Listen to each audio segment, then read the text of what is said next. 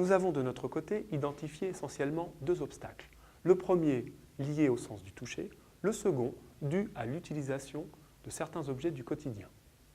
Nous allons voir que le sens du toucher peut perturber les élèves dans leur acquisition des concepts de température et d'énergie thermique.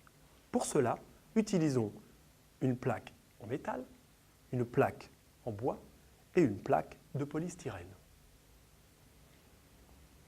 Lorsqu'on touche ces différents matériaux, le ressenti est différent. La plaque de métal nous procure une sensation de froid. Le bois ne nous procure pas cette sensation. Il paraît donc plus chaud que la plaque de métal.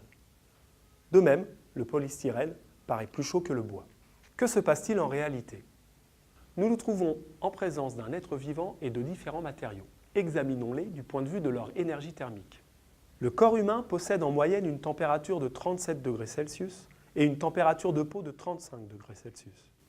Les plaques de bois, de métal et de polystyrène, lorsque l'équilibre thermique est atteint, possèdent la température de l'air ambiant de la pièce, soit environ 22 degrés Celsius. Lorsque nous entrons en contact avec des matériaux de la pièce, il s'opère alors un transfert thermique de l'élément possédant l'énergie thermique la plus grande vers l'élément possédant l'énergie thermique la moins élevée. Donc ici, de la main possédant une température de 35 degrés Celsius vers le matériau possédant une température de 22 degrés Celsius. Ce transfert est plus ou moins important en fonction de la conductivité thermique du matériau. Plus important pour le métal, qui nous procure cette sensation de froid qui est effective, la quantité d'énergie de notre main diminuant au cours du transfert. Visionnons un extrait de séance où l'on voit des élèves de 6e face à ce type de situation. Parce que l'aluminium est déjà pris par un autre bout. Ça glisse. En fait, c'est froid. Bah ouais, c'est froid, mais ça fond. C'est bizarre. Vous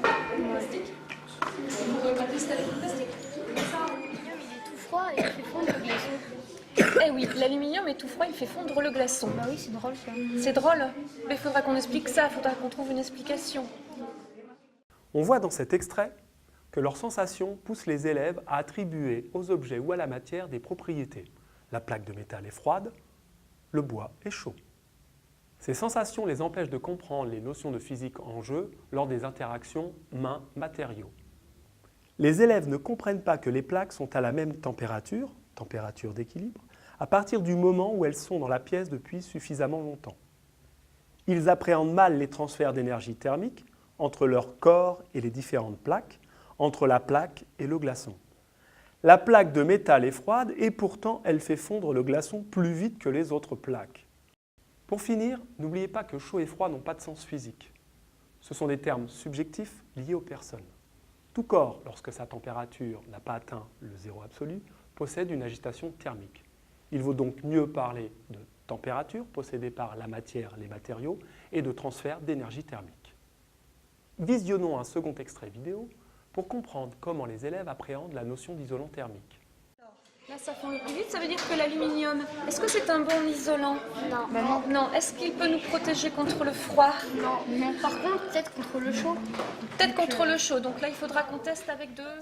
On voit dans cette vidéo que les élèves admettent que la plaque de métal n'est pas un bon isolant contre le froid, mais qu'elle peut être un bon isolant contre le chaud. Les notions de conductivité et d'isolant thermique sont en construction.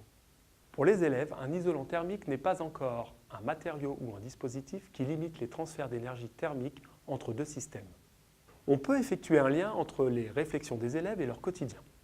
Prenons l'exemple de la glacière et du thermos. Une glacière est plutôt utilisée pour conserver l'été des aliments au frais. Elle est également utilisée pour transporter des produits surgelés. On pourrait dire qu'elle protège du chaud, elle conserve le froid. C'est d'ailleurs ce que son nom sous-entend. Un thermos, en revanche, est utilisé pour transporter des boissons chaudes, thé, café. On pourrait dire qu'il protège du froid, il conserve le chaud. Thermos signifiant d'ailleurs chaud en grec ancien. Nous sommes en présence de deux objets techniques et leur utilisation particulière et quotidienne ne nous permet pas toujours de leur attribuer des propriétés communes. Ils limitent tous deux les transferts d'énergie thermique avec l'extérieur. Il serait d'ailleurs intéressant avec des élèves de constater qu'il est tout à fait possible d'utiliser une glacière pour maintenir la température élevée d'un plat ou d'une boisson, au même titre qu'un thermos convient pour maintenir la température basse de certains aliments ou de boissons. Pour appréhender les notions d'isolation et d'énergie thermique, les élèves ont généralement besoin de 4 étapes. Voici un exemple de cheminement d'élèves menant des investigations pour répondre à la question « À quoi sert un pull ?» Les élèves pensent dans un premier temps que le pull chauffe. Voici l'expérience qu'ils proposent. Un thermomètre dans un pull et un thermomètre témoin. Les élèves s'aperçoivent que la température à l'intérieur du pull n'évolue pas. Elle reste égale à la température de la pièce durant toute la durée de l'expérience. Deuxième étape, le pull protège du froid. Utilisation de 2 thermomètres, une bouteille d'eau chaude entourée du pull, plus une bouteille d'eau chaude.